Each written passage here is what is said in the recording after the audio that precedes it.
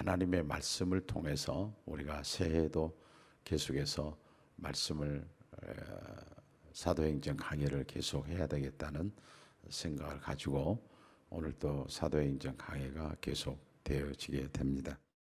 초대교회는 12명으로 시작해서 120명이 되고 120명으로 시작돼서 3,000명, 5,000명 큰 무리를 이루었다고 성경은 우리에게 정확하게 말씀을 하고 있는데 그만큼 많은 사람들이 모이게 되니까 어떤 문제가 생겼는가라고 하는 것인데 특별히 사람들이 원망하게 되었다라고 하는 사실입니다. 그러면 이런 문제를 어떻게 해결해 갔는가라고 하는 것인데 먼저 이제 이렇게 원망이 있고 그러니까 사도들이 딱 감지를 한 거예요. 이 원망이 어디서 나왔을까? 원인이 뭔가? 그렇게 해서 원망하는 원인을 찾았습니다. 그게 2절에 이렇게 나오죠. 12사도가 모든 제자를 불러 이르되 우리가 하나님의 말씀을 제쳐놓고 접대를 일삼는 것이 마땅하지 아니하냐 그랬어요. 이 사도들의 이야기는 우리가 하나님의 말씀을 젖혀놓고 다른 일을 하는 것이 마땅하지 않다. 그러니까 우리가 구제나 뭐 다른 이 평신도들이 할 수 있는 사역을 우리가 끼어들면 안 되겠다. 그런 걸 깨닫게 되는 거예요. 이래서는 안 되겠다. 그래서 이제는 일꾼을 좀 뽑아야 되겠다. 일꾼을 뽑아야 되겠다. 그래가지고 결정을 해서 뽑게 됐는데 오늘 그 말씀이 3절에 이렇게 말씀합니다. 형제들아 너희 가운데 성령과 지혜가 충만하여 칭찬받는 사람 7을 택하라. 우리가 이 일을 그들에게 맡기고 우리는 말씀을 전하는데 전념하겠다는 거예요. 이게 이제 교회가 해야 될 자기의 포지션, 자기가 해야 될 일이다. 그 말을 여기서 해주고 있습니다. 그런데 구체적으로 보면 어떤 사람을 일꾼으로 뽑을 것인가 세 가지로 얘기를 하고 있어요. 그것은 성령 충만한 사람이고 지혜 충만한 사람이고 그 다음에 칭찬받는 사람이다 그랬어요. 그러니까 교회에서 일꾼을 뽑게 되면은 성령이 충만해야 된다. 두 번째는 지혜가 충만해야 된다. 세 번째로는 칭찬받는 사람이어야 된다. 아무나 택한 것이 아니다. 인간의 기준이 아니다 그 말이에요. 그럼 구체적으로 보면 성령이 충만하다는 사람은 어떤 사람을 얘기할까라는 것인데 이 사람은 성령 하나님으로 열정이 생긴 거예요. 열정 있는 사람이에요. 다시 말하면 복음과 교회에 대한 뜨거움이 있는 사람이에요.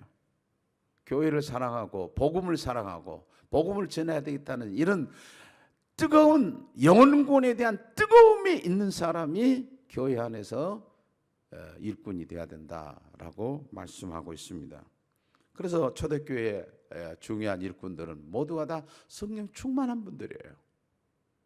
두 번째가 뭔가 하면 지혜가 충만한 사람들이다 그 말이에요. 지혜로운 사람은 분별력 있는 사람이다. 다른 얘기로 따지면 분별력이 있는 사람이라고 말할 수 있습니다. 이 교회 안에는 특별히 이 일꾼들은요 지혜로운 사람들이어야 돼요. 그래서 이 지혜로운 사람들은요 어찌하든 화목하게 하려고 해요. 지혜라고 하는 것은 학식이나 상식하고는 상관이 없습니다. 정말 지혜라고 하는 것은 영적 지혜를 얘기합니다. 분별력이 있어야 돼요. 영적 지혜를 가지고 있는 것. 그래서 이 교회 안에도 보면은 이게 분명히 하나님의 성령의 역사는 아니에요. 사탄의 역사를 분별할 줄 알아야 돼요. 마지막에는 칭찬 듣는 사람입니다. 칭찬 듣는 사람이라는 것은 문자적 의미로 얘기하면은 평판이 좋은 사람이에요. 평판이 좋다는 말도 있지만은 인격에 증명이 된 사람이라는 의미가 있습니다. 인격적으로 증명이 된 사람이에요. 교회에서 이런 칭찬을 들을 정도 사람들에게 알려진 사람이라고 하면 참으로 칭찬 들을 수 있는 사람이다라고 말할 수 있죠. 사람들에게 참 본이 되는 사람이에요. 본이 되는 사람이 본이 되는 사람이 직분자가 돼야 된다 하는 것을 성경은 너무 정확하게 가르쳐 준 거예요. 이런 사람은 7명을 택하라고 그랬습니다. 그런데 자격을 갖춘 사람들을 뽑아서 직접 성도들이 뽑았다는 사실에 여기서 굉장히 중요한 것은 앞으로 이 사람을 뽑아놓으면은 성령 충만하고 지혜 충만하고 칭찬받는 사람이 될 것이다라는 사람을 뽑는 것이 아니라 이미 성령 충만하고 지혜 충만하고 그리고 칭찬받는 사람을 뽑았다는 거예요. 성도들이 직접 뽑았습니다. 성도들이 뽑았는데 방금 사도들이 가르쳐준 거기 기준에 맞는 사람, 성령 충만, 지혜 충만, 칭찬 충만한 사람을 뽑았다라고 하는 건데 성도들이 직접 뽑았다라고 하는 사실입니다.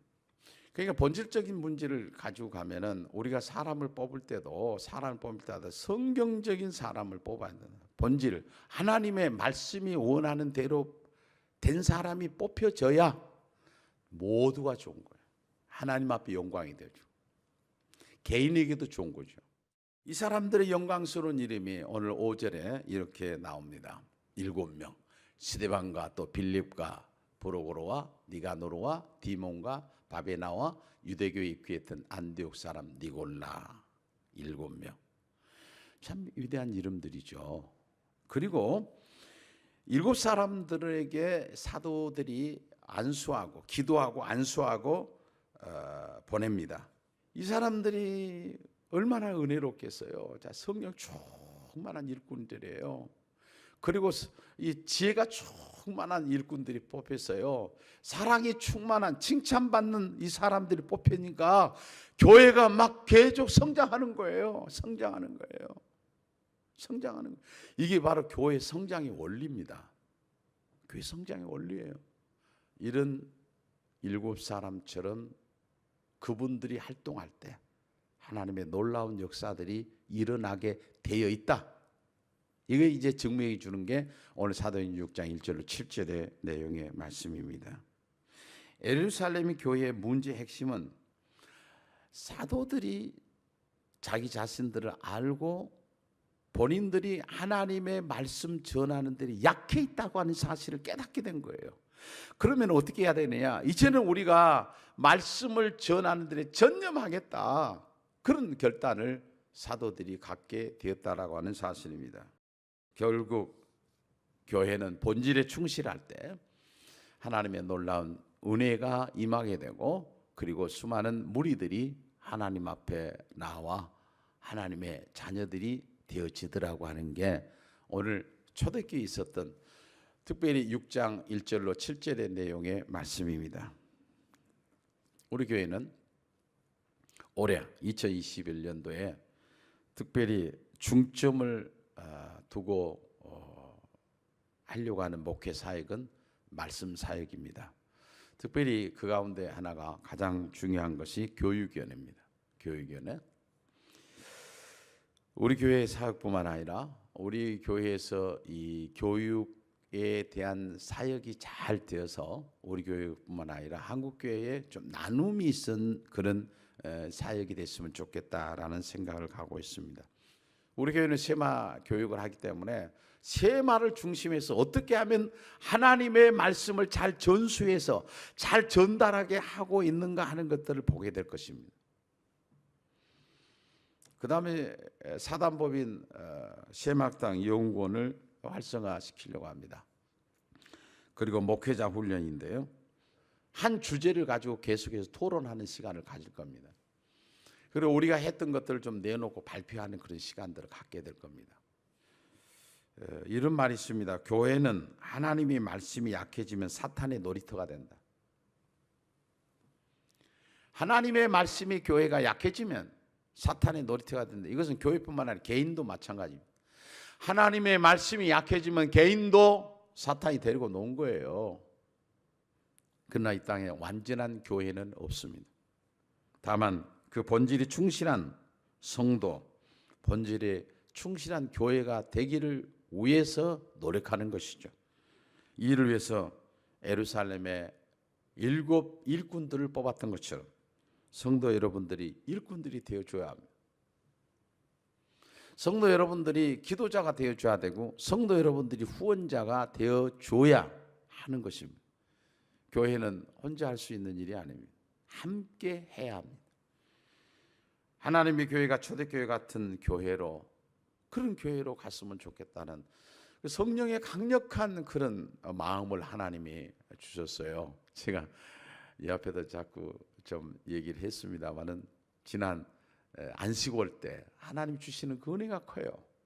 그때 좀 어디 가서 무슨 말씀을 들으러 뭐 교회를 쫓아다닌 것도 않았는데 하나님께서 그런 마음을 하나님 주셔서 그래서 갔다 와서 사도행전을 보게 되고 지금도 계속 이걸 강의하면서 하나님이 주시는 기쁨이 있어요. 또 하나님 주시는 감격이 있고 확신이 있어요. 오로지 기도하는 일과 말씀을 전하는 일에 전무했다고 하는 것처럼 우리 교회가 우리 사역자들은 말씀을 전하는 일에 전무하고 우리 성도들은 하나 돼가지고 같이 이렇게 돕는 말씀을 전하고 하는 일에 함께 돕는 그런 성도들이 되어서 하나님 앞에 영광이 되고 우리 개인적으로도 이런 하나님의 일을 하다 보면 하나님 준비된 축복이 있고 또 이렇게 부모가 믿음으로 말씀대로 살려고 할 때 자녀들은 어떻게 살까요? 부모가 믿음대로 말씀대로 사는 모습을 보고 자라잖아요. 그러면 그 누구 것이 돼요? 가정의 자녀들에게 유산이 되죠. 이런 은혜가 우리 가운데 올 한 해 충만히 임하는 그런 교회 되시기를 주님의 이름으로 축원합니다.